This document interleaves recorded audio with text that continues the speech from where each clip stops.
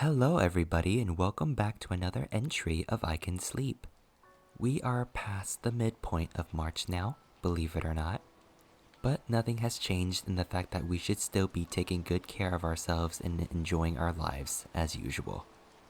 And speaking of per usual, if you are enjoying these readings and would like for me to continue these readings, you can show your support by leaving me likes, comments, sharing my stuff, and following me on all my platforms.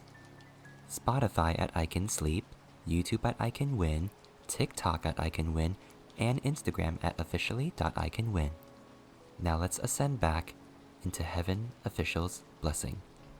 Chapter 9, Dallying HuaLian, Nightfall in Sinner's Pit, Part 1. The more adamant the Mudface was, the more alarmed HuaLian became. Everyone stand back. Don't go near him, and don't listen to a single word he says. The crowd dispersed in a panic. The Mudface continued to chuckle. Don't leave. There's no need to be like this. I'm a human too. I won't hurt you. Oh, you're mistaken.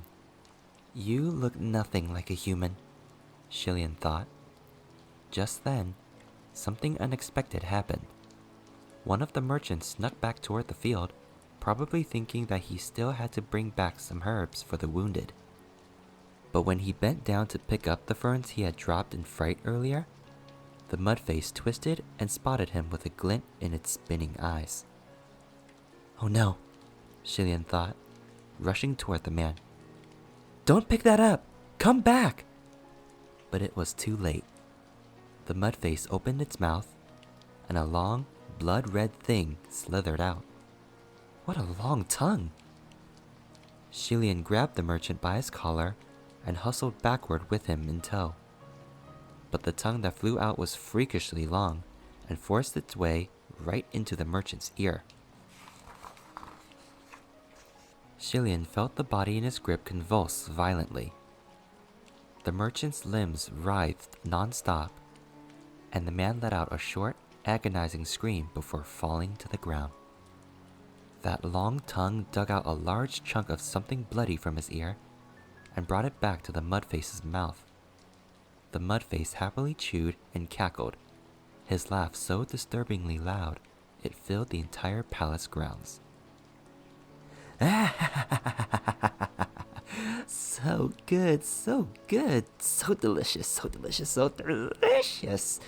I was so hungry, so hungry. His voice was sharp and shrill, his eyes bloodshot, horrible and disgusting to the extreme. This man, who had been buried for over 50 years in the ground of an evil-filled kingdom, had already been molded into its soil and became something other than human. HuaLian loosened his grip on the deceased merchant, his entire arm shaking. He was about to strike the repulsive monster when the Mudface screamed again. General! General! They're here! They're here! A deafening cry, more savage than that of a beast's, echoed in the distance. A dark shadow dropped from the sky and landed heavily in front of HuaLian. The entire palace grounds quaked on its landing. When it slowly stood up, its enormous shadow enveloped the entire group. This man was truly much too big. His face was as grim as steel, his expression ferocious and turbulent like that of a beast. He was at least 3 meters tall, clad in leather armor on his shoulders and chest. Rather than a man, one could say he was more like a walking wolf. Behind him, more and more similar forms appeared. 1, 2, 3. Over 10 of those men jumped off the roofs of the palace and surrounded them. Each one of these men was as large as a horse, built like a beast with a sharp, tooth-covered mace on his shoulder. They might as well have been werewolves. When they circled around the intruders in the garden, it was like a large steel cage had fallen upon them. The soldiers of Banyue. These soldiers emanated a dark aura and were undoubtedly no longer alive. HuaLian was tense and held HuaLian in position, ready to attack. However, when the Banyue soldiers saw them, they didn't rush in to kill. Instead, they raised their heads and roared with crazed laughter, howling in a foreign language. The sound of their words was ghastly, guttural, and heavy with tongue rolling. That was the language of Banyue. Although it had been 200 years and HuaLian had pretty much forgotten the language, he did review it with Sanlang earlier in the general's tomb, and the words uttered by these soldiers were loud, simple, and vulgar, so they weren't difficult to understand. He heard the soldiers call the first man General. Their conversation was filled with phrases like, "Take them away," and "won't kill for now." HuaLian took a deep breath to force himself to relax. He said in a low voice, "Everyone, don't panic. These Banyue soldiers won't kill us for the time being. It seems they want to take us somewhere else. Don't do anything rash. I can't guarantee I can beat them in a fight. We'll figure this out as we go." It was clear that these soldiers would be hard to fight, each of them rougher than the next. Even with HuaLian in hand, suffocating one would probably take a bit of time. Never mind 10. With mortals with him, HuaLian couldn't do anything bold and could only remain vigilant and protect them the best he could. Sanlang didn't say anything, and the others had already lost their nerve. Even if they wanted to do something rash, they wouldn't know how, so they could only nod tearfully. Next to them, the mudface screamed again. "General! General! Please, let me out! I detained your enemies. Let me go home. I want to go home!" Seeing the Banyue soldiers, the mudface became hysterical, screaming and crying, blabbering nonsense with some Banyue words mixed in. No doubt learned from the many years he spent buried here. The massive 3-meter tall man they called General seemed to find the squirming mudface deeply disgusting and swung his mace toward it. He smashed the face into a bloody mess, the teeth of his mace piercing the brain. When he pulled his mace up again, the entire body was pulled out with it, fulfilling his wish of, "Let me out." However, the body that was unearthed was not a full human body, but a chilling skeleton. The merchant screamed in terror. The mudface, bloody after crumpling off the mace, seemed to also freeze in fear after seeing his own body. He sucked in a sharp breath. "What's this? What's this?" "It's your body," HuaLian reminded him, seeing that the mudface was numb in disbelief. It was easy to figure out. This man had been buried in the desert for more than 50 or 60 years. His body had fertilized the Shanwei ferns until they cleaned him of his flesh and left only bones. "How can this be?" the body cried. "My body isn't like this. This is not my body." His voice was incomparably shrill, and he was a horrifying and tragic sight. HuaLian shook his head, but Sanlang sneered.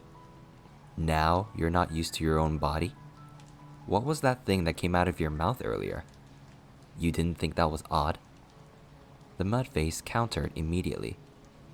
"That wasn't odd. It was just a tongue that's a bit longer than average." There was nothing but mockery on Sanlang's face. "Yeah, sure. Just a little longer, right?" "That's right," the mudface cried.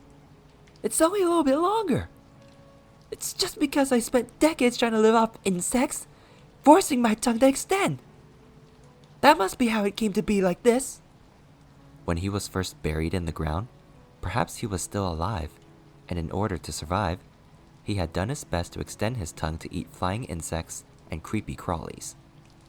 Then, as he gradually became less and less human, his tongue also became longer and longer, and the food he ate also moved from insects to much more terrifying things. However, because he had been buried underground for so many years, unable to see the state of his body, he was unable to accept the truth and refused to believe he was no longer human. The mudface kept trying to argue. There are plenty of people who have long tongues, not just me. Sunlang smiled, and HuaLian felt a chill watching him. This youth's smile really gave off a sense of cruelty, like he was on the verge of ripping off someone's face. Do you think you're still human? Sunlang questioned. The mudface felt a sense of danger at the question and suddenly became agitated. Of course I'm human. I'm human. The mudface screamed and tried to move his white, bony limbs all at once, as if trying to crawl away. Finally unearthed, he was mad with joy and cackling. I'm going home. I can go home now. Crack. The Banyue general finally had enough of this monster's shrill cries. In a split second, he crushed the bones in one stomp, killing any more of his cries of, "I'm human." After trampling the irritating mudface, the general roared at the soldiers. The Banyue soldiers all raised their maces and, growling at HuaLian's group, started herding them out of the palace. HuaLian walked up front with Sunlang still following close behind. Despite being ushered by ruthless Banyue soldiers, the youth's step was still light and casual, as if he was taking a stroll. HuaLian had been hoping to find a chance to talk to him, and after a while, when the Banyue soldiers went back to conversing among themselves, he spoke to Sunlang in a low voice. Those Banyue soldiers call their leader General. I wonder who it is. As expected, when he posed the question, Sunlang still answered. At the time when the kingdom of Banyue fell, there was only one general. His name, translated, is Kimo. Kimo? As in millstone? HuaLian wondered at the odd name. That's right, Sunlang said. Apparently, it was because he was awfully weak when he was young and was often bullied. He rallied and built up his strength by training with large millstones, which is how he got his name. HuaLian couldn't resist thinking that he could have just as easily been named Dali for Braun. Sunlang continued. Legends have it that Kimo was the strongest warrior in the history of Banyue, 3 meters tall and extremely powerful. He was a loyal supporter of the state preceptor. Even after death? Is he taking us to the Banyue state preceptor now then? HuaLian asked. Perhaps, Sunlang replied. If there were more Banyue soldiers there, how would they escape? Who knew how Nanfang, who had lured the other two away, was doing? The Shanwei fern was in their hands, but how were they going to deliver the ferns to the wounded within 24 hours? HuaLian contemplated as he walked and soon noticed that General Kimo was leading them to a remote place at the far end of the city. When they stopped and HuaLian looked up, a colossal yellow earthen wall stood before him like a giant. Their destination was the Sinner's Pit. Although HuaLian had lived in the Banyue area for a time, he'd rarely gone into town and had never gone near the Sinner's Pit. Seeing it this close, HuaLian's heart started pounding for some reason. The yellow earthed walls had a set of stairs along the outside. When they slowly climbed the crude stairs, HuaLian scrutinized the pit and tried to look with his human eyes into the depths until he finally understood why his heart was pounding. It wasn't because of thoughts of how this was a place of torture and cruelty, and it wasn't his worry about everyone getting pushed in. He was feeling the palpitations of a very powerful array at work. Someone had purposely set up an incredibly powerful array using the center pit's surrounding terrain and structure. And this array only had one purpose: to prevent the fallen from ever resurfacing. What that meant was, even if a rope or a ladder was sent down into the pit, whoever tried to climb from the bottom would get cut off halfway up and thrown right back down. Without outwardly showing his intent, HuaLian used the wall as support to climb up the stairs. After walking for a stretch, he determined the material of the wall. He discovered that, while it looked like it was made of earth, it was actually incomparably hard stone, probably enforced with a layer of magic. It'd undoubtedly be very difficult to break. When they reached the end of the stairs and came to the top of the pit, standing along the wall's eaves, the only word to describe the sight was awful. That is, it inspired awe. The whole of the center's pit was formed by 4 great walls surrounding it. Each wall was over 100 meters long, over 60 meters high, and over a meter thick, the structure standing solemnly tall. At the top of each wall, there was nothing, neither gazebos nor railings. Within the enclosure, there was a deep abyss without a bottom in sight. With the growing night, there was only blackness and a chilling smell of blood wafting up from below. No one dared look down while walking along the railingless eaves tens of meters above the ground. After a while, they could see the pole that stood in the center. And attached to that pole was a hanging corpse, the same one they had spotted before. The corpse was a small, black-clad girl, her clothing tattered and head bowed. HuaLian knew that this pole had been used specifically for hanging criminals that deserved shame and humiliation. The prison guards would usually strip the criminals of their clothing and hang the bodies naked. The criminals would die from starvation or dehydration, and after death, the corpse would be left to flail in the wind, scorch under the sun, and rot in the rain. When the corpse rotted completely through, it would fall into the pit itself. That sort of death was an exceedingly ugly sight. The corpse of that girl didn't seem to be rotten, so it must not have been long since she died. Perhaps it was a local girl that the soldiers captured. What a cruel and vulgar thing to do to a young girl. Zhao, Qinsheng, and the others' faces blanched at the sight and paused in their steps, afraid to go forward. Kimo didn't force them onward either, but turned to the pit and let out a long cry. Why is he yelling? HuaLian wondered. But his question was soon answered. From the bottom of the dark pit, there came wave after wave of roars in response to the cry. Like predatory beasts, like monsters, like tsunamis, hundreds upon thousands, deafening to the ear. The walls trembled with the noise, making those standing on the eaves lose their balance. HuaLian could clearly hear rocks and debris falling within. Only criminals were thrown into the center's pit. Were those the souls of the criminals answering Kimo? Kimo roared again, and HuaLian paid more attention, listening. This time, Kimo wasn't making meaningless noise, and he wasn't cursing either. Instead, he was giving encouragement. HuaLian was very sure he heard the words, "My brothers." After roaring, Kimo turned to the soldiers watching HuaLian and the others and shouted another command. HuaLian understood. Kimo had said, "Just throw in 2 and detain the rest." The others might not have understood what was being said, but the intent of those soldiers was not hard to guess.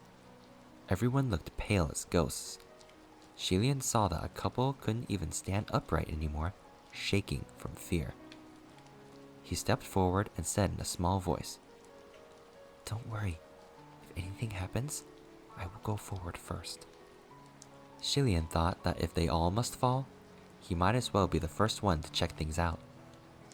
It couldn't be worse than venomous snakes and beasts or menacing ghosts. He couldn't die from the fall, from getting beaten, from bites, or from poison. As long as it wasn't lava or fire, or some pool of corpse-dissolving water, it shouldn't be too terrible when he jumped down. Besides, he had Roye with him. Even if he might not manage to escape the array, he could still use it to catch the others who fell after him. Kimo had said, "Detain the rest," meaning that most of the others should be safe temporarily. After all, it wasn't easy hunting for prey in the Gobi Desert, so they should savor them instead of eating everyone in one go. HuaLian's mind was clear. But who knew? There was someone next to him who couldn't wait any longer. Ever since they reached the top of the sinner's pit, everyone, besides Sanlang, who looked like nothing was out of the ordinary, was trembling. But especially Ajao. He must have thought that if he was about to die, he might as well go down fighting. He clenched his fists and suddenly revolted. He went charging toward Kimo with his head down. The charge looked like Ajao was ready to perish but wanted to take Kimo down with him by knocking them both into the pit. Even though Kimo was the bigger of the two, strong like a steel tower, he got pushed back 3 steps from Ajao's desperation. He roared in outrage and immediately threw the young man in.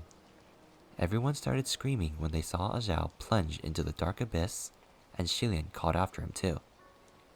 Ajao! From deep within the bottomless pit, there was a roaring cheer and then sounds of the cruel ripping of flesh like fierce ghosts fighting over a meal. It was easy to understand from hearing those noises that the young man Ajao would never survive. HuaLian was dumbstruck by this development. He had been suspicious that Ajao was a subordinate of the Banyue State Preceptor, purposely leading travelers to the ruins. He also suspected that he was the one who was here 50 or 60 years ago, but the young man ended up being the first killed. How could he possibly survive that jump? Could he be faking his own death? But now that they were all captured by the Banyue soldiers, if Ajao really was the State Preceptor's subordinate, he'd have the upper hand and could gloriously reveal his true identity. Certainly he didn't need to do anything extra, like faking his own death before their eyes. It was extremely meaningless. But then, why did Ajao rush Kimo? Wasn't that an equally meaningless death? HuaLian's thoughts were in knots again, while the Banyue soldiers decided on the next human to push down. Kimo sized them up and pointed at Tinsheng. Another Banyue soldier opened his large palm and reached out to capture the boy. Tinsheng screamed in terror. Help! Don't take me, Without any more time to think, HuaLian stepped forward. Please wait, General. Hearing him speak, and in the Banyue tongue no less, shock appeared on Kimo's dark-skinned face. You know how to speak our tongue? Where are you from? I'm from the Central Plains, HuaLian replied. He would have been fine with lying that he was also a citizen of Banyue, but that wouldn't have worked. With how rusty his Banyue dialect was, his lie would fall apart after conversing with Kimo for too long. Besides, it was also obvious from his appearance that he was a man of the Central Plains. The people of Banyue detested liars more than anything, so if HuaLian was found out, the result would be much worse. Central Plains? Kimo questioned. Descendants of Yong'an? No, HuaLian replied. The kingdom of Yong'an had long since fallen. There's no more Yong'an now. But to those of Banyue, all those who came from the Central Plains were pretty much the same. Relatives of the descendants of Yong'an. The Banyue were annihilated by the army of Yong'an. So the moment he heard where HuaLian was from, Kimo's dark expression flashed with rage. Many of the Banyue soldiers also started growling, cursing vulgarly at him. HuaLian listened, but it wasn't much more than despicable, liar, and throw him down. HuaLian couldn't care less. Kimo demanded. Our kingdom disappeared in the Gobi over 200 years ago. You are not our people. Why do you know our tongue? Who are you? HuaLian couldn't help but steal a glance at the calm youth behind him, mentally hoping that if his lies fell apart later, maybe he could shamelessly ask Sanlang to save him. He cleared his throat and was ready to start jabbering nonsense when another series of enraged growls sounded from below. It seemed that whatever was down in the pit had finished ripping Ajao apart, but they were still hungry for more and cried out to convey their thirst for fresh blood. Kimo waved his hand again, ready to have Tinsheng thrown over, so HuaLian spoke up. General, Please take me first. Kimo must have never heard anyone request to go first before, and his eyes bulged like balls. He demanded in disbelief. You go first? Why? HuaLian couldn't tell him the truth and say it was because he wasn't scared. He thought for a second and came up with a logical answer. General, they are innocent passing merchants. There's even a child among them. Kimo sneered. When your Yang'an armies annihilated my kingdom, do you think we did not also have innocent merchants and children? The fall of the kingdom of Banyue was over 200 years ago, and since then, countless dynasties had come and gone. However, these were the dead for whom time had stopped. Hatred and grudges would not fade with the changing times. Kimo continued. You're very suspicious. I will need to question you. You are not going down. Throw in a different one. There was no helping it. HuaLian was ready to jump if all else failed anyway. However, behind him, Sanlang stepped forward. HuaLian's heart lurched and he looked back. With his arms crossed, the youth was nonchalantly looking down into the dark, bottomless sinner's pit with intrigued air. This wasn't a good sign. HuaLian called out, Sanlang? Sanlang looked over at the sound of his call and smiled softly. It's fine. He took another step forward and was teetering dangerously on the brink. Both HuaLian's head and heart started pounding. He called again. Wait, Sanlang! Don't move! At such a height, at the very edge of the pit, the hem of the youth's red clothes danced in the night breeze. Sanlang glanced at him again with a smile. Don't be scared. You? Come back here first. Come back here, and I won't be scared, HuaLian said. Don't worry. I'm just going to leave for a bit. We'll see each other again soon, Sanlang said. Don't! Before he finished, the boy took another step forward, his arms still crossed. Then, with a light leap, he instantly vanished into the unfathomable darkness. The moment he jumped, Roye shot out from HuaLian's wrist and transformed into a streak of white, trying to grab hold of the youth's form. Yet the plunge was too fast, and the white silk band returned dispiritedly without even a sleeve corner. HuaLian fell to his knees at the edge of the wall and screamed, Sanlang! Not a single sound. After Sanlang jumped, there wasn't a single sound. Next to him, many of the Banyue soldiers started yelling instead, all dumbfounded and bewildered. What was wrong with today? In the past, they'd always had to catch their prey and throw them into the pit. But tonight, their prey took turns fighting to jump down on their own, and when held back, they jumped anyway? General Kimo yelled for them to calm down. As for HuaLian, when he saw that Roye didn't catch Sanlang, he didn't waste any time thinking before pulling back the silk band and taking a leap off the wall himself. But when his body was still in midair, he felt his collar tighten, and he stayed in place. HuaLian looked back. It turned out that when General Kimo saw him jump, he reached out and nabbed HuaLian by the collar, preventing his fall. If you want to join me, that's fine too. Best if we go down together, HuaLian urged with his mind, and like a snake, Roye shot out once more. It wrapped itself up Kimo's arm and roped his whole body. Seeing that the white silk band was unpredictably deadly and spirited, Kimo's veins popped and his muscles instantly swelled as if trying to forcibly rip the fabric tying him.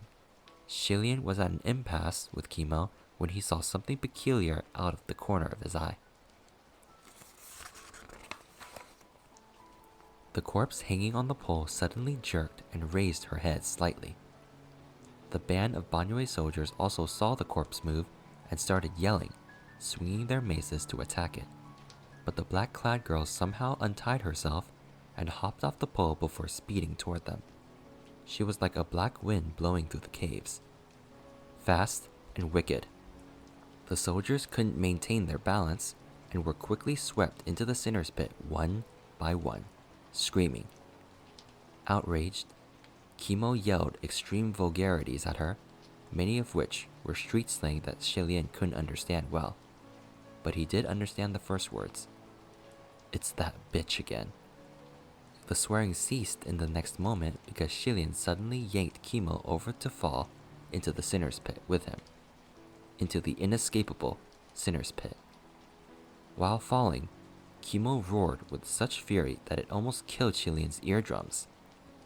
He had to recall Roye and give Kimo a kick while he was at it to get the general farther away from him, just to protect his ears. Soon after, he urged Roye to fly upward to try to grab hold of anything that could prevent him from falling deeper, or to slow him enough that when he hit the ground, it wouldn't be too painful.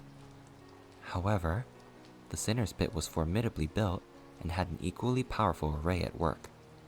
So not only couldn't Roye reach higher, it also couldn't find anything to hold on to.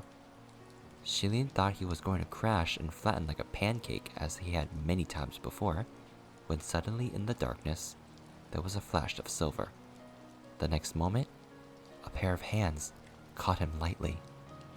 Whoever it was caught him perfectly, as if they were waiting there at the bottom just to catch him. With a hand across his back to grasp his shoulders, and another under his knees to support his weight, they easily dissolved the devastating force of the fall. HuaLian had just fallen from such a high place, and with such a forceful stop, that he was still somewhat dizzy and confused. He subconsciously reached out and held tightly onto the person's shoulders. "Sanlan?" he called out. It was dark all around and nothing could be seen, including the person holding him. But still, he blurted out that name. The person didn't respond, so HuaLian felt around their shoulders and chest, hoping to confirm. "Sanlan? Is that you?" Maybe it was because of the stench of blood here at the bottom of the pit was heavy and disorienting. Who knew what was going on through HuaLian's head, but his hands continued to roam upward until he reached a strong, hard Adam's apple. He snapped out of it in shock and immediately reprimanded himself, withdrawing his hands. "It's Sanlang, right? Are you alright? Are you hurt?" It took a moment before he heard the youth respond in a deep, low voice from somewhere very close to him. "I'm fine." For some reason, HuaLian thought that his voice was curiously different from before. "Sanlang, are you really alright? Put me down," HuaLian said. "No, I'm fine." HuaLian was taken aback by the response. What's going on? Was there something on the ground? That pair of arms was still holding him tightly, without any intention of letting him go. HuaLian raised his hand and was about to gently push himself away. However, just as he laid his hand on Sanlang's chest, he abruptly remembered how after he was caught from the fall, his hands had roamed and felt up that hard protrusion from the youth's neck. He quietly withdrew his hand again. HuaLian didn't know what was up. It had been hundreds of years since the last time HuaLian cared about being awkward. But now there was a voice in his head telling him that he'd better stay still and proper, to behave himself. Just then, there was an enraged, sorrowful wail, and a sharp voice from the other end of the pit roared, "What happened to you?"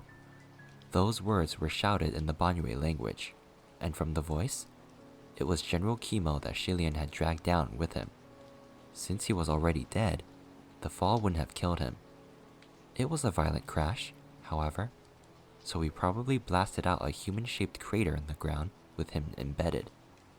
And once he climbed out, he started yelling, "What's going on? My brothers! What happened to you?"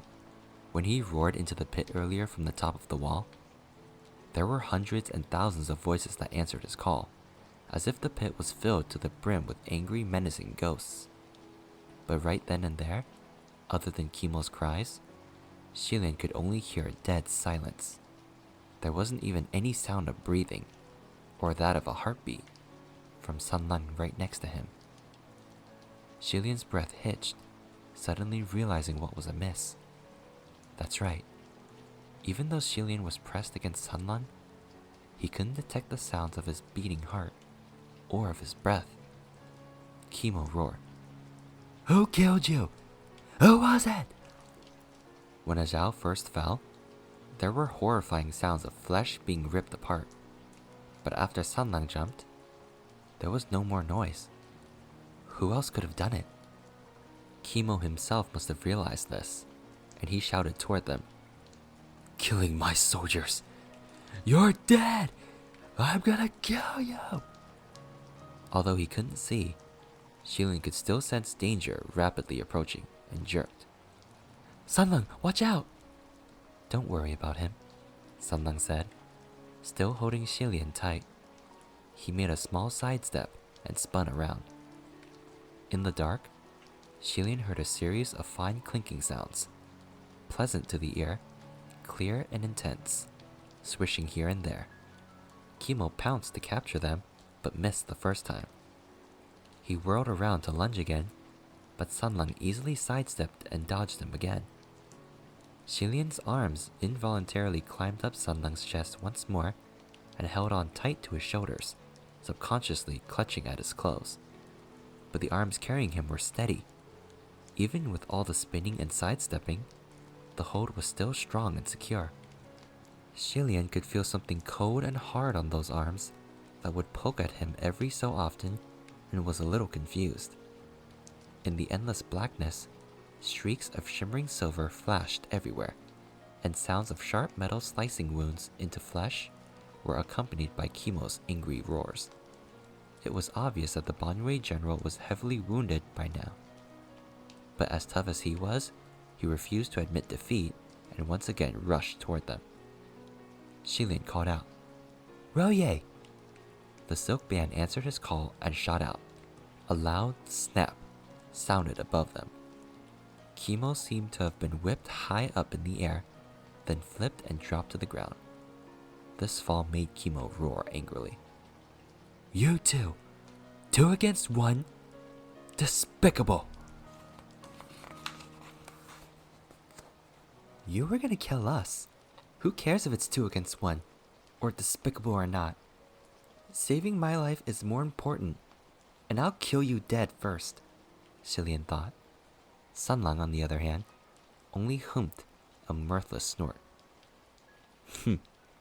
Even 1-on-1, you won't win. You don't have to fight. The last line was directed at HuaLian, and speaking it, his voice was deeper, with none of the previous glib, mocking tone. All right, HuaLian responded, but also prompted it. Sunlung, why don't you put me down? I'll be in your way like this. You're not in the way. Don't get down, Sunlung said. Why can't I get down? HuaLian asked in spite of himself. This guy couldn't possibly enjoy fighting while carrying someone, could he? He didn't need to go that far to look down on his opponent, did he? Sunlung's answer was only 2 words. It's dirty. To be continued.